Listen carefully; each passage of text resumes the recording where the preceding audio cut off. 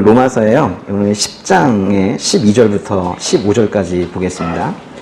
로마서 10장의 12절부터 15절까지 같이 읽겠습니다. 유대 사람이든 이방 사람이든 차별이 없습니다. 동일하신 주께서는 모든 사람의 주가 되셔서 그분을 부르는 모든 사람에게 부요하십니다. 주의 이름을 부르는 사람은 누구든지 구원을 받을 것이다. 그런데 그들이 믿지 않는 분을 어떻게 부르겠습니까? 듣지도 못한 분을 어떻게 믿겠습니까? 전하는 사람이 없이 어떻게 듣겠습니까? 또 보냄을 받지 않았으면 어떻게 전하겠습니까? 기록되기를 좋은 소식을 전하는 사람들의 발이 얼마나 아름다운가 라고 한 것과 같습니다. 로마서는 복음이 유대인과 이방인에게 똑같은 기회를 준다라는 것을 특별히 강조하는 책이에요. 로마서 조금 전에 읽으신 그 12절에 보시면은 유대 사람이든 이방 사람이든 차별이 없습니다 라고 했어요. 유대인이든 이방인이든 차별이 없대요. 도대체 무슨 차별이 없다는 걸까요? 다 똑같다는 거예요. 근데 무슨 차별이 없어요? 모두가 다 심판을 받는다는 겁니다. 모두가 다 은혜를 받을 수 있다는 겁니다. 그러니까 모두가 심판의 대상이고 모두가 또한 은혜도 받을 수 있는 대상이에요. 그러니까 심판받고 또 은혜 받는 데 있어서 전혀 차별이 없다는 거예요. 한번 잘 들어보세요. 유대인과 이방인은 차별이 없어요.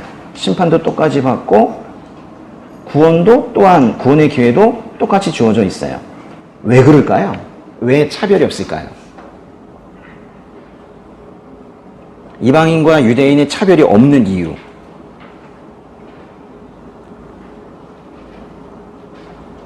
이거 맞추시면 다음 주 대표기도 할 수 있는 기회를 드리겠습니다.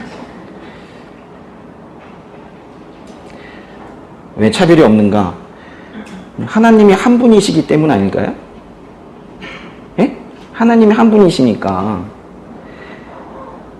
유대인도 이방인도 다 한 분 하나님께서 다스리시니까 당연히 차별이 없으시겠죠. 예. 그 12절의 말씀처럼 동일하신 주께서는 모든 사람의 주가 되시는 거예요. 그래서 그분을 부르는 모든 사람에게 부유하시대요. 하나님은 참으로 부유하셔서 한량없이 주시고도 여전히 남으시는 그런 분이신데요. 그분을 부르는 모든 사람에게 부유하시다고 했는데 여기서 이제 부른다는 게 뭐예요? 주님을 부른다는 거. 주여 뭐 이렇게 하는 건가요? 13절 보세요. 주의 이름을 부르는 사람은 누구든지 구원을 받을 것이다. 주의 이름을 부르는 사람을 구원을 받는데요. 그러니까 부르는 것이 뭔지 몰라도 매우 중요한 것 같아요. 여기서 이제 부른다는 것은 사실 뭐 어렵게 생각할 거 없이 주님 저 구원해 주세요. 뭐 이런 외침일 거예요. 나 좀 구원해 달라고 외치는 거. 그것이 바로 여기에 있는 구원 외침. 그게 바로 부르심이에요. 구원받기를 간절히 원하는 사람을 주님께서는 결코 외면하지 않으실 겁니다. 그러면 간절히 주의 이름을 불러야지 믿음이 생기는가? 아니면 믿음이 있어야 간절히 부르게 되는가? 뭐가 먼저예요? 불러야 믿음이 생깁니까? 믿음이 있어야 부를 수 있습니까? 이거를 딱히 뭐 선후관계로 잘라 말하는 것은 적당하지 않을 수도 있지만은 그 다음에 나오는 거 14절을 보시면은 확실히 믿음이 조금이라도 있어야지 저를 정말로 구원해 주시라고요 하면서 주의 이름을 부를 수 있는 것 같아요. 14절 한번 읽어보겠습니다. 그런데 그들이 믿지 않는 분을 어떻게 부르겠습니까? 듣지도 못한 분을 어떻게 믿겠습니까? 전하는 사람이 없이 어떻게 듣겠습니까? 14절은 마치 사람이 구원을 받기 위해서 꼭 밟아야 하는 어떤 단계가 있는 것처럼 말하고 있어요. 사람들은 주님을 믿지 않으면 주님을 부를 수가 없대요. 또 그들은 예수 그리스도를 전하는 말씀을 듣지 않으면 예수 그리스도를 믿을 수 없대요. 그리고 그 말씀은 그거를 누군가가 전파하지 않으면 들리지 않을 거래요. 또 15절도 한번 읽어볼까요? 또 보냄을 받지 않았으면 어떻게 전하겠습니까? 기록되기를 좋은 소식을 전하는 사람들의 발이 얼마나 아름다운가 라고 한 것과 같습니다. 전하는 사람은 전달자 역할을 하는 것 뿐이에요. 전하는 사람은 누군가가 그 전하는 사람을 보내지 않으면 전할 수가 없을 거예요. 이걸 다시 정리하면 이런 거죠. 누군가가 전하는 자를 보내니까 전할 수 있고 전하는 사람이 있으니까 누군가가 들었고 그들이 들었기 때문에 믿었고 믿었으니 주의 이름을 부를 수 있었고 부르니 구원이 됐다는 거예요. 처음에 전하는 자를 보내신 분은 분명히 하나님이실 거예요. 하나님께서 보내셨을 때 그 말씀에 순종해서 구원의 좋은 소식을 전하러 가는 사람들의 발은 얼마나 아름답냐고 그렇게 하십니다. 좋은 소식을 전하러 가는 발은 아름답대요. 여러분 발 보세요. 아름다우세요? 좋은 소식을 전하는 사람들의 발이 얼마나 아름다운가. 이 말씀은 이사야서 말씀을 인용한 건데요. 하나님께서 전도자를 파송하지 않으시면 또 그 전도자들이 그 말씀에 순종하지 않았다면 어떻게 하나님을 모르던 사람이 구원을 받겠냐는 그런 말씀이에요. 구원의 좋은 소식을 전하는 사람들의 발이 아름답대요. 즉 복음을 전하는 사람들의 발이 아름답대요. 그거는 아마도 이런 뜻일 것 같아요. 하나님의 마음을 따라가는 발이기 때문에 하나님의 긍휼을 공감하고 하나님의 사랑을 알고 그것을 실천하는 발이기 때문에 그래서 아름다운 걸 거예요. 우리 이 땅에도 이 한반도에도 그 좋은 소식을 전하는 사람들의 아름다운 발이 없었다면은 우리는 듣지 못했고 믿지 못했고 부르지 못했고 그랬을 거예요. 어제 우리 성도님들과 함께 그 양화진 외국인 선교사 묘원, 정식 명칭입니다. 예, 갔다 왔어요. 너무도 더웠어요. 어제 더웠죠? 숨 쉴 수 없었잖아요. 그죠? 아주 너무도 더운 그런 날씨에 묘원에 안장된 그 선교사님들의 묘를 하나하나 찾아가면서 그분들이 이 땅에 오셔서 어떤 일을 하셨는지 제가 이제 설명을 하다 보니까 다들 너무도 기쁜 그런 마음인 줄 알았어요. 근데 너무 힘들어 하시는 거예요. 들으려고 하시면서도 더위가 너무 심했었어요, 어제. 너무 걱정했어요. 이러다가 다치시면 어떡하나 싶을 정도로. 근데 여러 명이 비를 내려주소서, 비를 내려주소서, 이렇게 기도를 했고, 하나님께서 초스피드로 응답을 하셔서 그 맑은 날에 갑자기 천둥을 동반한 폭우가 쏟아졌습니다. 어쩔 수 없이 시원한 그 실내 전시관에 들어가서 영상도 보고, 뭐 전시물도 보고 했는데, 다 끝나고 나와보니까 비가 그쳐 있었어요. 어제 그 아이들 많이 갔었거든요. 세아, 지율이, 주아, 하랑이, 뭐 이 아이들이 있어서 하나님께서 좀 더 세심하게 다뤄주셨는지, 또는 나이 든 그 형제 자매님들을 마치 어린아이처럼 여겨서 그러셨는지는 잘 모르겠지만은, 그 하루의 타이밍을 하나님께서 아주 세밀하게 조정하고 계시는 그런 느낌을 받았었어요. 하나님의 그 놀라운 타이밍에 감탄하고 또 감동하고 전 그랬어요. 예. 아무튼 그래서 저는 어제 준비해 간 것을 다 말하지 못했어요. 그래서 어제는 어제대로 감사했고 오늘은 오늘대로 그 한국을 찾아오시는 선교사님들의 그 아름다운 발들에 대해서 말씀을 드리고 싶습니다. 예. 지금으로부터 150년 전에요. 150년이 좀 더 됐네요. 1866년 병인년 그 8월 중순 뜨거운 여름에 배 한 척이 중국의 텐진을 출발을 해서 우리나라 조선에 도착을 했습니다. 그 배에는 미국 사람 2명, 영국 사람 2명, 덴마크 사람 1명, 그리고 동양 사람 19명, 총 24명이 타고 있었는데요. 배가 서해안으로 들어와서 저 평양 지역의 대동강 안으로 들어왔습니다. 며칠 후 이제 보트를 타고 대동강을 거슬러 올라가던 그 외국인들이 그 평양의 한 사람, 이현익이라는 사람과 어떻게 다툼이 있어가지고 그 이현익을 배 안으로 잡아서 데리고 들어갔어요. 그래서 이 평양 사람들과 뭔가 사이가 안 좋아지기 시작을 했고 드디어 싸움이 붙었습니다. 그래서 그 싸움이 붙은 틈을 타서 또 박춘권이라는 사람이 있었는데요. 그 평양 사람 박춘권이 또 그 배 안에 뛰어들어가서 먼저 잡혀있던 이현익이라는 사람을 구출해냅니다. 배는 또 때마침 장마로 물이 불어나자 상류까지 올라왔는데 금방 또 물이 빠지니까 그 모래톱에 걸렸는지 오도 가도 못하는 그런 상황이 됐어요. 그 배의 이름이 제너럴 셔먼호입니다. 당시에 평양감사로 있던 박 교수라는 사람이 지푸라기랑 나뭇가지를 가득 실은 작은 배 여러 척에다가 불을 붙여가지고 상류에서 아래쪽으로 보냈어요. 그것이 제너럴 셔먼호에 닿아가지고 불이 붙기 시작을 했습니다. 그것도 모자라 거기다가 또 불화살을 쏘기 시작을 했어요.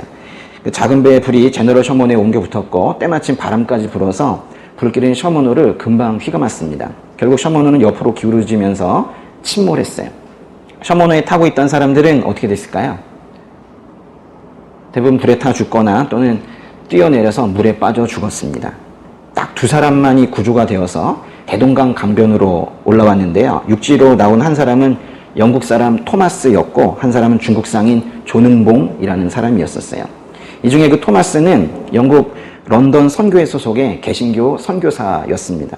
토마스는 그 아버지도 목사님이었는데요. 토마스는 전년도인 그 1865년에도 사실 한 번 들어왔었어요. 한국을 방문해서 성경을 판매하면서 선교 활동을 벌이기도 했습니다. 근데 제너럴 셔먼호가 우리나라에 들어온다고 하니 거기에 통역관이 되겠다, 통역사가 되겠다 하면서 같이 들어온 거였었어요. 토마스 선교사입니다. 토마스는 대동강 강변으로 올라오게 되었지만은 사실 올라오자마자 대동강 강변에서 결국 살해됐어요.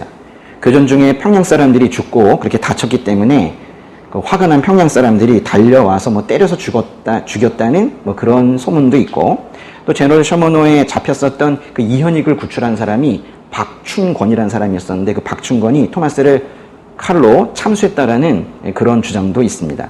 어떤 주장이 맞는지는 확실치 않아요. 그렇지만 어쨌거나 대동강변에서 죽으셨어요. 이게 이제 그것을 또 어떤 화가가 이렇게 그려낸 건데요.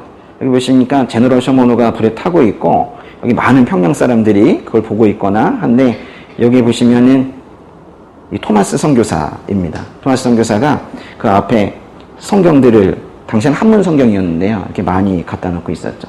이 중에 누가 박춘권인지 모르지만 저 박춘권이라는 사람이 이게 뭐야 이러면서 그 한문 성경을 잔뜩 가져다가 가져갔는데, 나중에 보니 그것이 북한 지역, 지금 북한 지역에 널리 퍼져 있는 것을 나중에 선교사들이 발견을 했습니다. 토마스의 죽음의 현장에 있었던 이 박춘권은 그 후에 토마스가 가져왔던 한문 성경을 한 장 한 장 들춰보게 되었는데요. 처음에는 뭐 적개심이 좀 있었겠죠. 이게 뭐냐 하면서 읽게 되었는데 읽다가 계속 읽게 됐습니다. 그렇게 30년을 읽었어요. 나이가 지긋하게 든 박춘권은 당시 평양에서 선교를 하고 있던 마펜 목사, 마포삼열 목사님이라고 부르는데요. 그분에게 30년 전에 내가 외국인 한 명을 죽였다라고 자신의 죄를 고백을 하고 1899년에 세례를 받았습니다. 그리고 안주교의 영수, 지금의 장로님들을 말하는데요. 그 장로가 되어서 남은 생애를 예수님 위해서 그렇게 살았어요. 그러니까 대동강변에 그 뿌려진 토마스 선교사의 그 순교의 피가 그냥 사라진 건 아닌 것 같아요. 그런데 이제 이런 내용들은 한국사 시험에는 나오지는 않습니다. 학교에서도 배우지 않고요. 1832년 세두정치 때인데요. 그때 우리나라에 처음으로 통상을 요구한 나라는 영국이었거든요. 뭐 그런 정도는 아는 학생들이 많이 있지만은 그때 그 영국 상선 아머스트호에 타고 있던 귀출라프 선교사가 우리나라에 사실은 내려가지고 충청도에서 전도활동까지 했다라는 사실은 대부분 모르고 있습니다. 가르치지 않으니까요. 아니, 귀출라프 선교사가 우리나라에 발을 디뎠으면 그거는 상당히 큰 사건 아닙니까? 예. 아니, 마라난타랑 순도랑 무코자가 와서 불교를 전해준 거는 그거는 다 배우는데, 예? 왜 귀출라프에 대해서는 배우지 않을까요? 1880년 일본의 수신사 사절로 파견된 김홍집이 가져온 조선책략은 러시아를 방어하기 위해서 중국과 일본과 미국과 친해져야 한다는 그런 주장을 담고 있어요.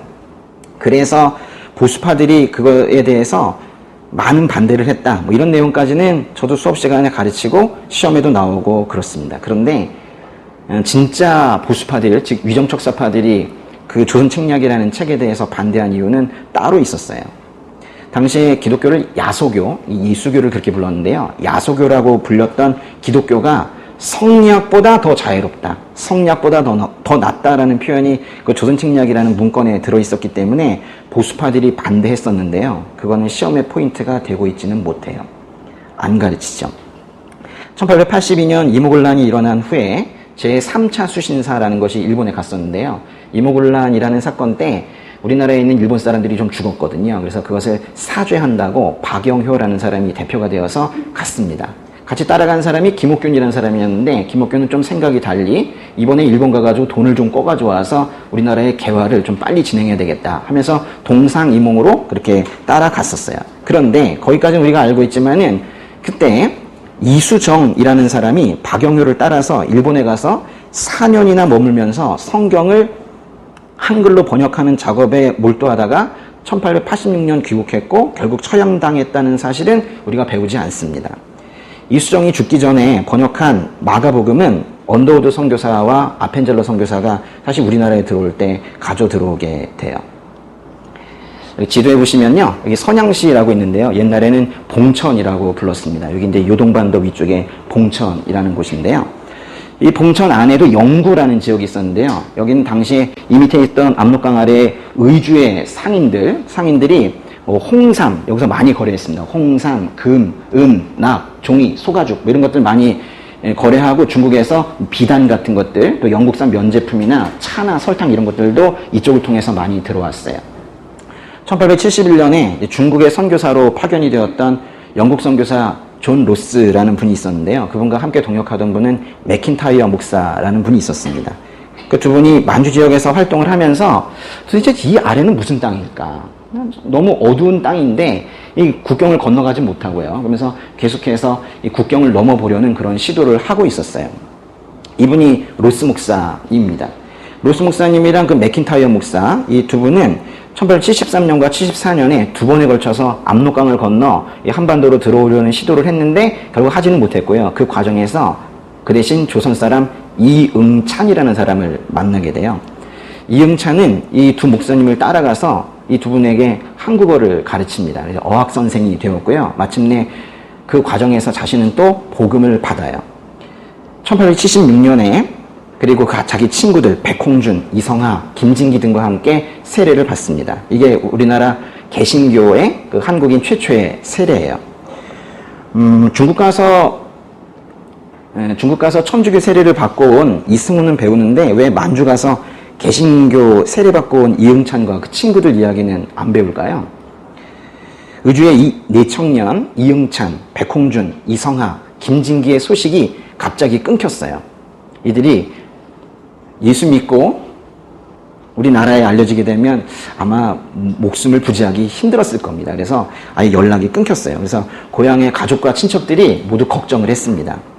1878년 서상륜이라는 사람이 홍삼을 팔기 위해 만주로 갔다가 이 고향 친구들을 드디어 만난 거예요. 만나보니까 이 친구들이 다 기독교 신자가 되어 있는 거예요. 이분이 서상륜이라는 분인데요. 기독교 신자가 된 친구들과 관련이 되면은 큰일이 나겠다 싶어서 사실 도망갔습니다. 그래가지고 막 도망가다가 갑자기 병에 걸렸어요. 만주에서요. 심한 장티푸스에 걸려서 묵고 있던 여관에 거기서 꼼짝 못하고 아예 누워버렸습니다. 서상륜의 병은 날로 더 악화됐고 결국 사경을 헤매게 됐어요. 사실 그냥 놔뒀으면 죽는 거였었는데요. 그때 로스 목사님과 동역하던 그 맥킨타이어 목사가 이 서상륜을 찾아갔어요. 서상륜을 그래서 여관에서 자기 집으로 옮겨서 영국인 의사를 데려다가 매일 두세 차례씩 진찰을 하고 약을 주고 그래서 결국 2주일여 만에 서상륜이라는 사람이 살아났어요. 서상륜은 나중에 이거를 고백을 하는데요. 그때 나는 알지 못했지만은 감사하신 예수 그리스도께서 그때부터 나를 부르셨나 보다. 그렇게 고백을 했어요. 그때 처음 마근테 목사, 맥킨타이어 목사를 그렇게 불렀는데요. 그 마근테 목사에게 그리스도 예수 씨 복음을 듣고 성경책도 얻고 보고 하였나이다. 이런 고백도 하고 그랬어요. 맥킨타이어는 그 서상륜이라는 이 사람을 그 자신의 동역자인 로스 목사, 아까 사진에 있었던 그 로스 목사에게도 소개를 했습니다. 서상륜이 또 말하기를 자신은 14살에 부모님을 모두 잃고 자기 멋대로 살아왔다고 고백을 해요. 그러다 보니 다른 사람들이 자신을 부르기를 명주자루의 개똥이라고 불렀대요. 그렇게 멸시당하고 살았는데 로스 목사는 자신을 사랑하는 것 같았대요.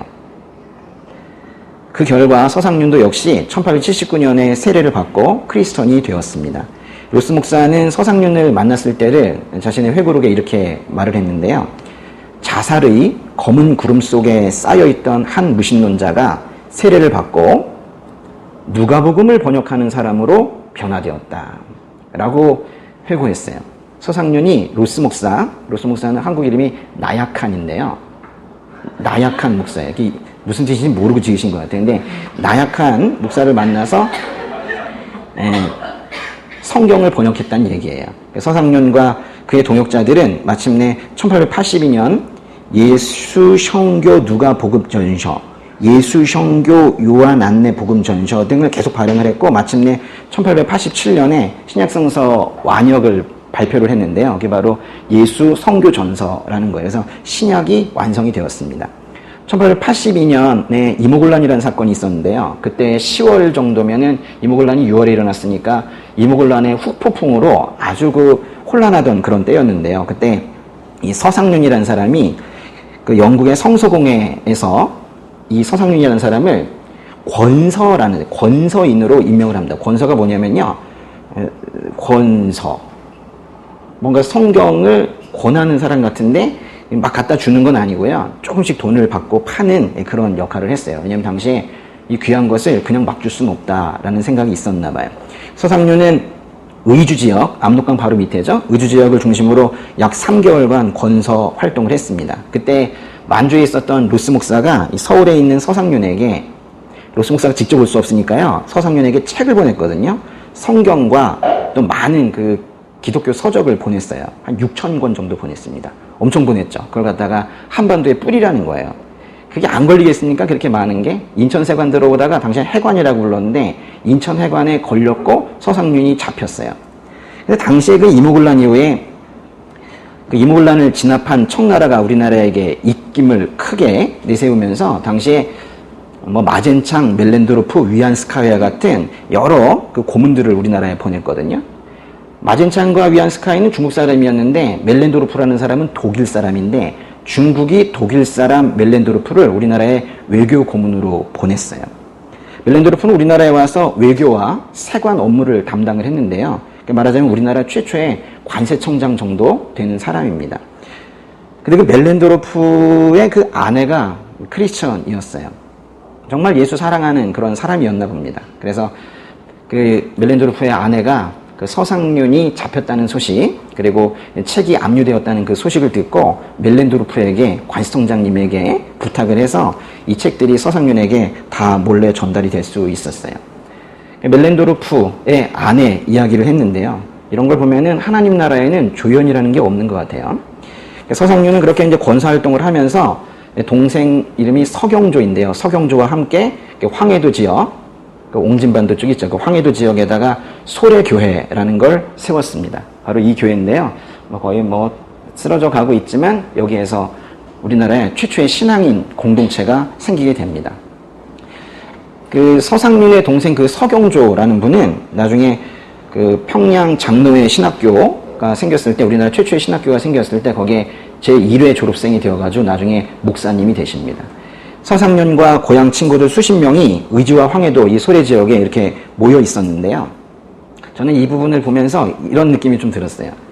우리 그 사도행전에 보면은 고넬료라는 사람이 있거든요. 그 고넬료와 그 친척 친구들이, 그 이방인들이 복음을 듣기 위해서 자기 집에 이렇게 모여 있어요. 근데 저 멀리에 있는 베드로에게 하나님께서 감동을 주시고 환상을 보여주셔서 고넬료에게 가서, 이방인에게 가서 복음을 전하라라고 말씀을 하시거든요. 그 장면과 비슷한 것 같아요. 여기 이렇게 모여 있었는데 드디어 1885년 4월 5일, 1885년 부활절인데요. 미국 북장로회의 언더우드 선교사와 북감리회의 아펜젤러 선교사가 우리나라에 마치 베드로처럼 그렇게 들어왔어요. 1887년 9월 언더우드 선교사가 한국 최초의 조직교회로 정동장로교회, 지금 이제 세문안교회인데요. 세문안교회 전신 그 교회를 세울 때 14명의 세례교인이 참석을 했는데요. 이 중에 13명이, 한 명 빼고는 다 서상륜을 비롯해 이 소래교회, 황해도 지역에 모여있던 그 교인들이었습니다. 언더우드십니다. 이 부부이고요. 인도 선교사를 처음엔 지망했다고 그래요. 그런데 어느 날 성령의 감동으로 한국으로 가라 라는 그 음성을 듣고 한국으로 오셨다고 합니다. 언더우드는 언제 오셨다고요? 1885년 4월 5일에 공식적인 선교사가 오신 분은 이분이 최초인데요. 부활절에 한국에 들어오셨어요. 부활절에 들어오셨어요. 그때 언더우드의 나이는 26살이었습니다. 당시 우리나라에는 기독교 선교가 불법이었기 때문에 쉽게 선교할 수는 없었는데 언더우드는 그냥 했습니다. 적극적으로 전도 활동을 했어요. 언더우드는 8살 연상의 여인과 결혼을 했는데요. 신혼여행을 만주로 전도 여행으로 갔다가 왔어요. 그래서 거기 가서 사람들 세례 주고 온 것이 우리나라에 있는 사람들을 우리나라에서 세례 주다가 걸리면 혼나니까 만주로 데리고 가서 거기서 세례 주고 온 것이 이들의 신혼 여행이었습니다. 이런 걸 보면은 이 부부의 선교에 대한 열망이 얼마나 컸는지 알 수 있어요. 언더우드는 그 안식년 기간에 미국에 잠깐 갔을 때에도 쉬지 않고 미국에 있는 다른 선교사 후보자들에게 계속해서 조선에 대한 이야기를 했습니다. 설교를 했어요. 다 감동을 받았고 에비슨 선교사, 무어 선교사, 레이놀드 선교사 등이 다 그 언더우드의 영향으로 한국에 오게 된 선교사들입니다. 그 과정에서 돈이 좀 많이 필요했어요. 그 사람들을 다 파송을 했어야 되니까요. 근데 언더우드의 형이 그 언더우드 타자기, 아주 유명한 타자기가 있는데요. 그 언더우드 타자기의 소유자였었고 그 형이 많은 재정 지원을 했습니다. 언더우드는 최초의 장로교회인 그 세문안교회를 그걸 이제 세웠는데요. 그리고 또 학교를 세웠어요. 그 세운 학교의 이름이 뭐냐면 조선 기독교 대학입니다. 그 조선 기독교 대학이 나중에 그 세브란스 의대와 합쳐져서 만들어진 것이 바로 연세대학교입니다. 지금도 그 연세대학교 그 뒤쪽에 가면은 언더우드 생가가 있어요. 나중에 한번 가겠습니다. 예. 아주 좋아요. 언더우드 2세도 이 대학의 교장을 했고 언더우드 3세도 교수로 일을 했습니다. 지금 현재 양화진 묘원에 가면은 그 언더우드 감가의 4대가 다 이렇게 안장이 되어 있어요. 언더우드와 같은 날 우리나라 땅을 밟은 감리교 쪽의 선교사는 아펜젤러입니다. 예. 조금 전에 장로교 선교사로서 1885년 4월 5일 부활절에 오신 분은 누구라고 그랬어요? 언더우드이시고 감리교 선교사로 오신 분은 아펜젤러입니다. 아펜젤러는 그 가문이 원래 스위스 출신들인데요. 예.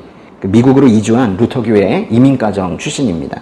사범학교를 졸업을 하고 그 드루 신학교라는 그 신학교를 졸업을 했는데요. 아펜젤러도 언더우드와 마찬가지로 1885년 4월 5일 부활절 날에 인천항에 도착을 했어요. 아펜젤러와 그 아펜젤러 추모비입니다. 아펜젤러가 한국에 와서 제일 먼저 한 일은 복음을 전하기 위해서 학교를 세운 거였어요. 그래서 세워진 학교가 이겁니다. 예. 여기 이제 학교 간판인데요. 한번 읽어보시죠.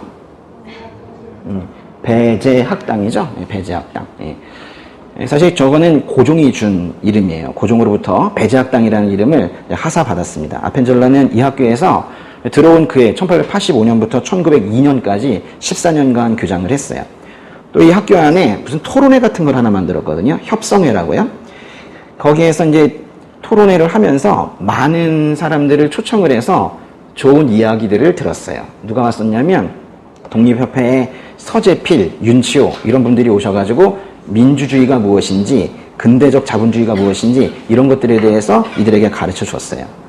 이 학교를 통해서 이 배제학당을 통해서 이승만, 김소월, 신흥우, 주시경, 지청천 이런 분들이 공부를 했습니다.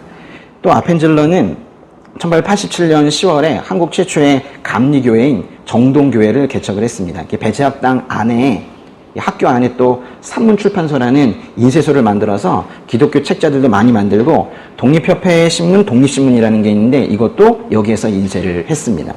아펜젤러는 언더우드 선교사 또 스크랜턴 선교사와 함께 성경번역위원회를 만들어서 한글 성경 번역하는 데에도 매우 열심을 보여주셨는데요.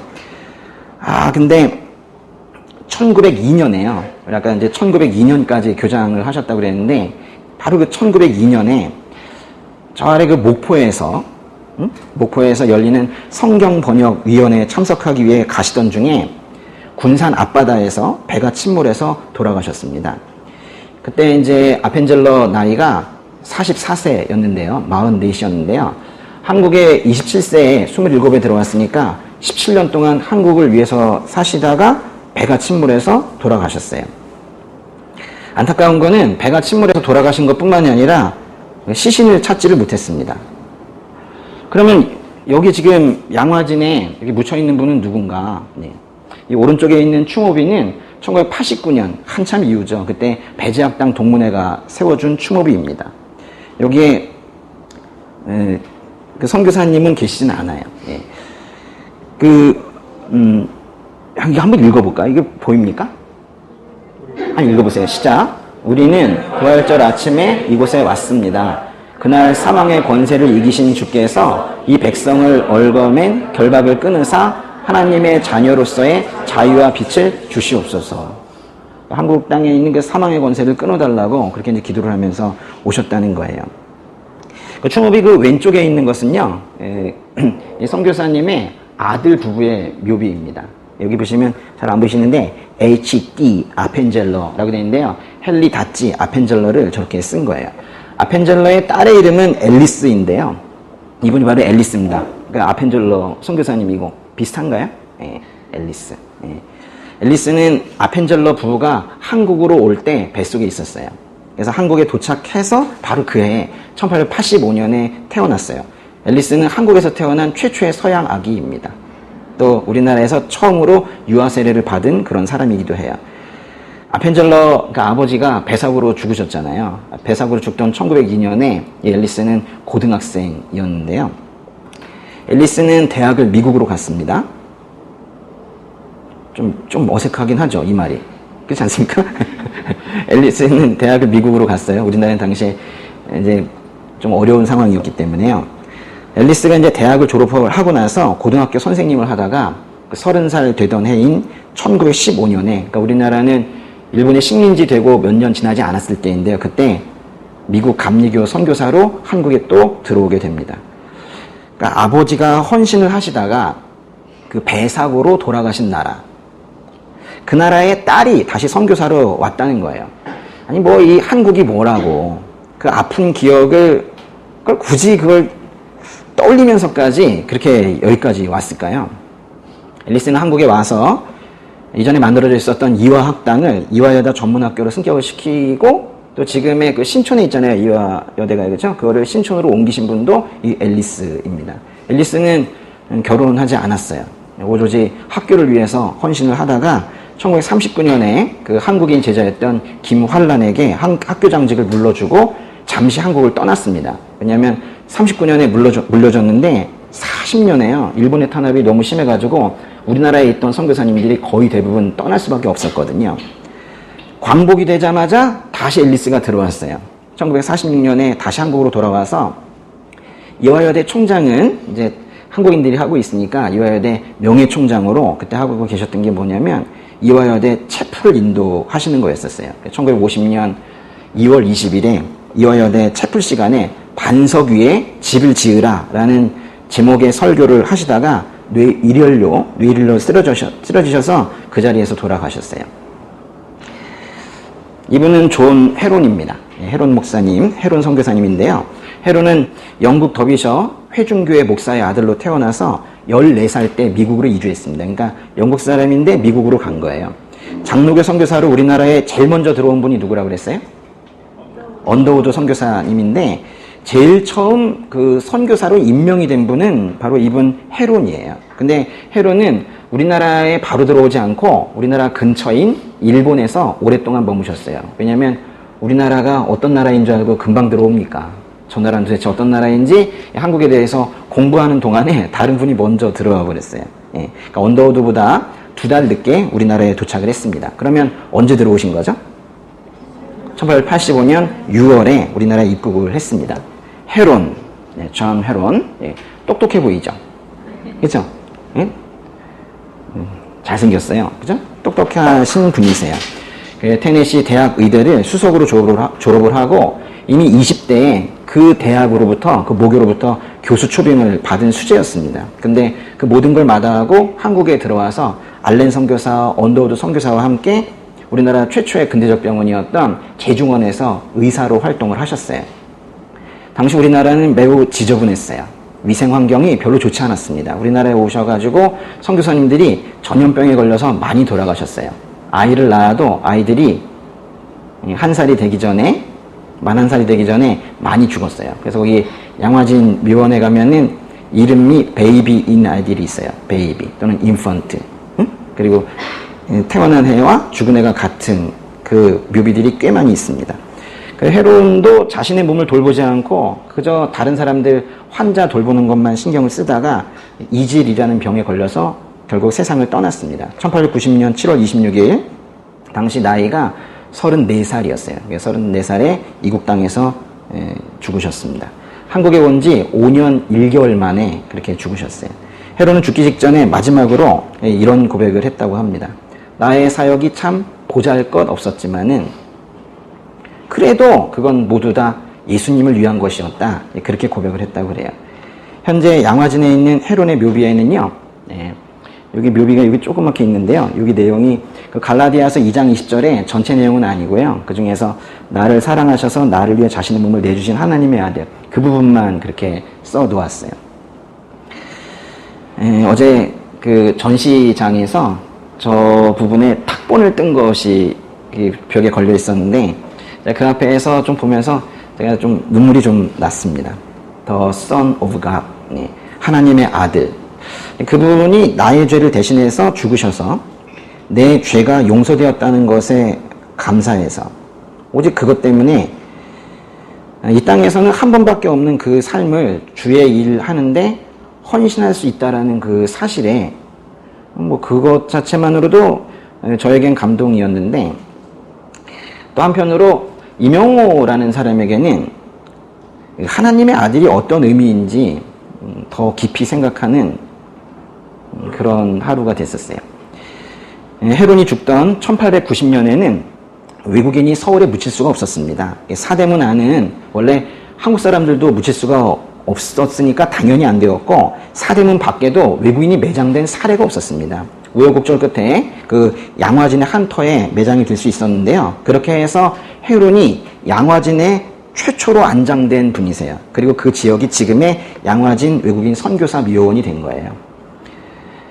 이분은 조세핀 캠벨이라는 분입니다. 캠벨의 아버지는 목사이고요. 엄마는 목사의 딸이고요. 이분은 목사랑 결혼했습니다. 캠벨의 한국 이름은 강모인인데요. 그런데 결혼 5년째 될 때 딸과 아들이 있었는데 그중에 둘째 아들이 죽었어요. 그리고 몸이 약했던 남편도 죽었습니다. 2년 후에는 딸도 병에 걸려서 죽었어요. 가족을 모두 잃었어요. 이렇게 이제 모든 것을 잃은 상황에서 우리는 뭘 기도하나요? 기도 잘 안 하죠. 하나님 왜 이러시나요? 하나님 왜 이러시나요? 그러지 않습니까? 예. 근데 캠벨이 하나님께 이렇게 기도했습니다. 하나님, 저 이제 빈손입니다. 저의 이 빈손을 주님을 위해 일하는 것으로 채워주세요. 그렇게 기도하고 그 후에 간호사 교육을 받고 중국 선교사로 떠났습니다. 그리고 45세 되던 해에 45살에 1897년인데요. 그때 중국에서 얻은 그 수양딸이 있었어요. 양녀 여도라라는 친구와 함께 한국으로 왔습니다. 한국에 도착한 다음에 한국 학생 6명을 모아서 학교를 열게 됐는데요. 이름을 캐롤라이나 학당이라고 붙였어요. 당시 남캐롤라이나 소년소녀들이 그 코 묻은 돈들을 모아가지고 헌금을 한 것이 계기가 되어가지고 그렇게 이름을 지었는데요. 1903년 12월에 정식 학교로 인가받으면서 윤치호라는 분이 배화라는 이름을 지어줬습니다. 그래서 생겨난 것이 배화학당이에요. 지금 그게 있죠. 배화여고, 배화여대가 되었습니다. 캠벨은 이 학교의 교육을 통해서 이루고 싶었던 게 있었어요. 기독교 가정 만들기였어요. 기독교 가정이 많이 생겼으면 좋겠다. 그리고 특별히 한국의 여성들에게 관심이 많았는데 한국의 여성들이 기독교 여성이 되는 것뿐만이 아니라 실제로 사역자로서 활동하는 여성들이 많아졌으면 좋겠다라는 바람으로 이 교육을 계속 진행해 나갔습니다. 1900년 부활주일에 이 학교에서 처음으로 예배를 드렸는데요. 그게 나중에는 교회가 됐습니다. 캠벨은 배화학당에 이제 교장을 하고 또 세브란스 병원의 간호사로도 일을 했습니다. 이 사진은 캠벨이 연세대 간호과 졸업생들과 함께 찍은 그 사진이에요. 좀 나이가 있으실 때 찍은 사진이고요.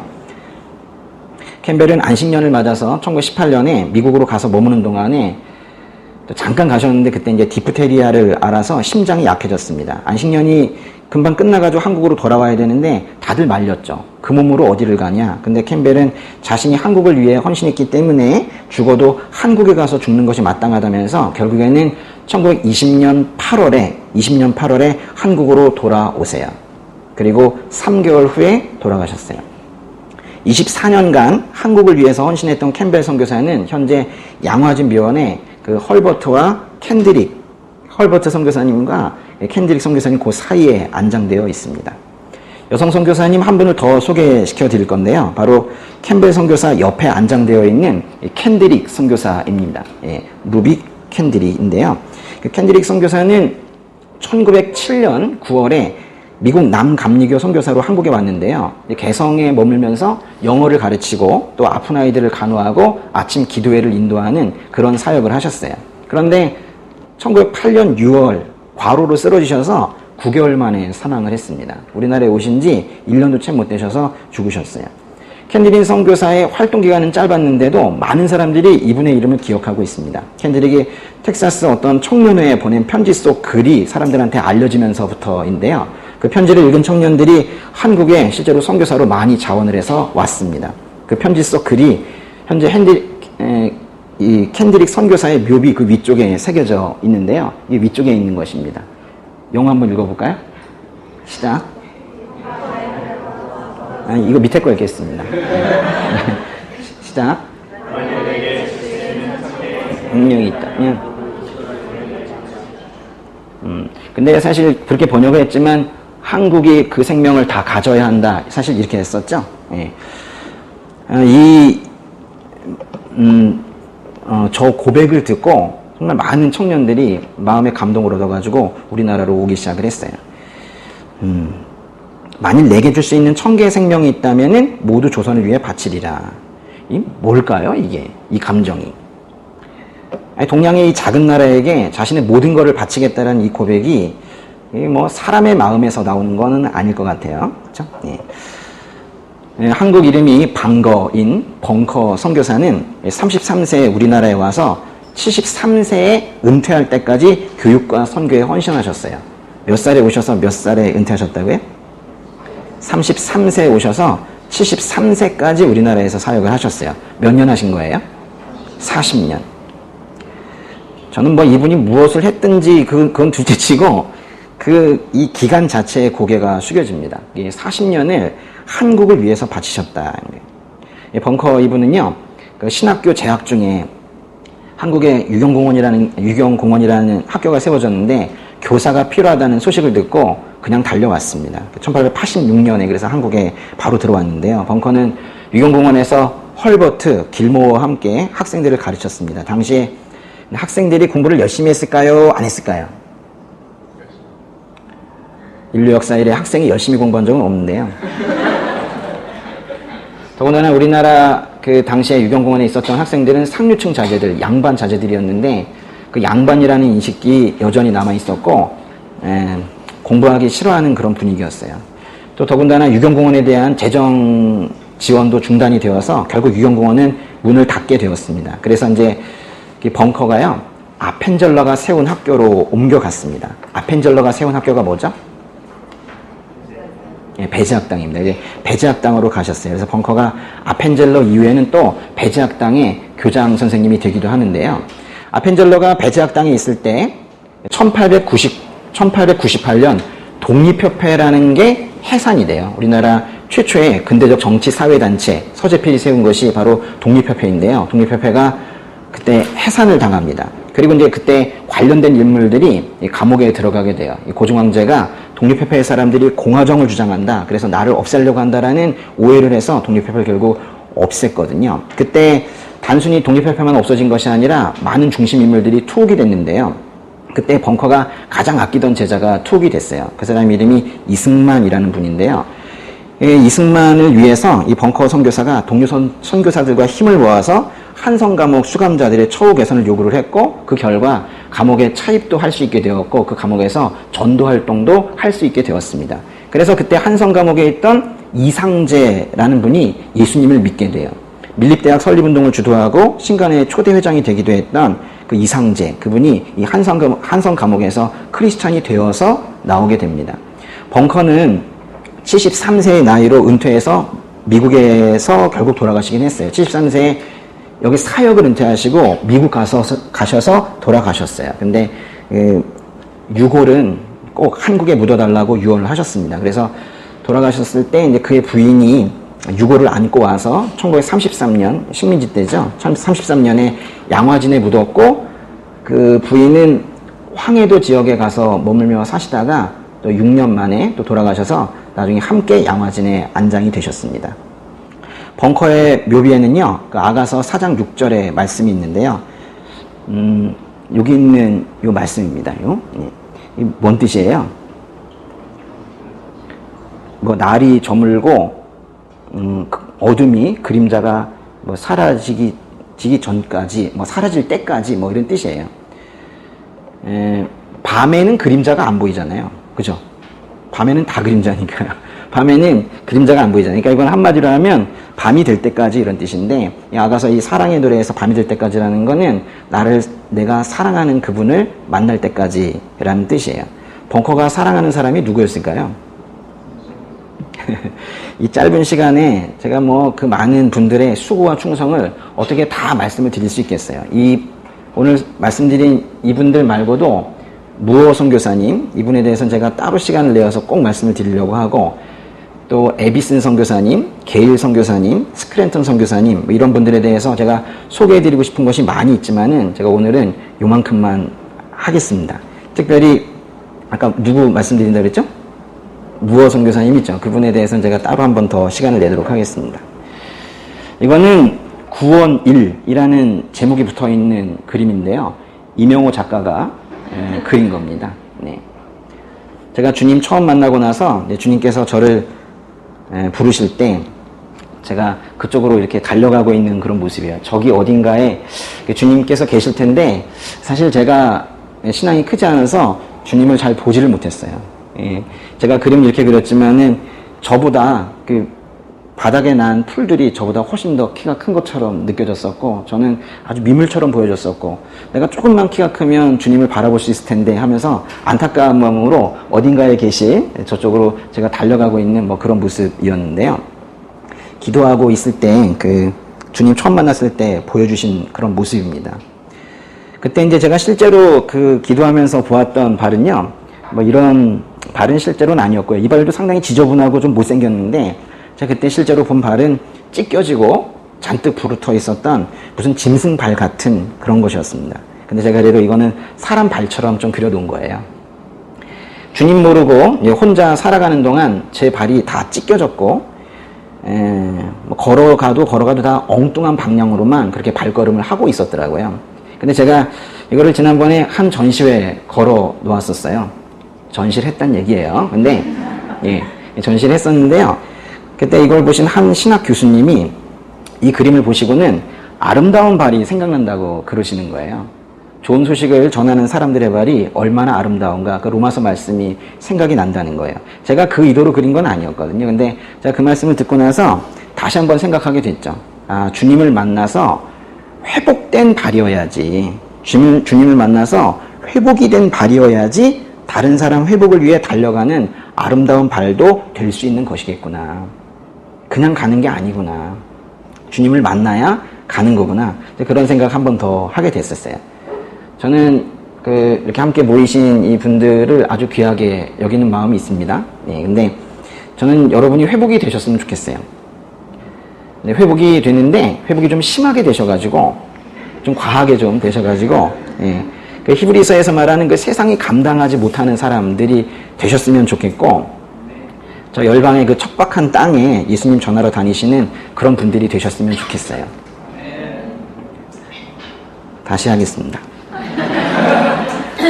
그 열방의 그 척박한 땅에 예수님 전하러 다니시는 그런 분들이 모두 되셨으면 좋겠어요. 선교사를 지망하면서 제가 신학대학원에 들어갔었거든요. 근데 제가 지금은 이렇게 지역교회에, 개척교회에 목사를 하고 있습니다.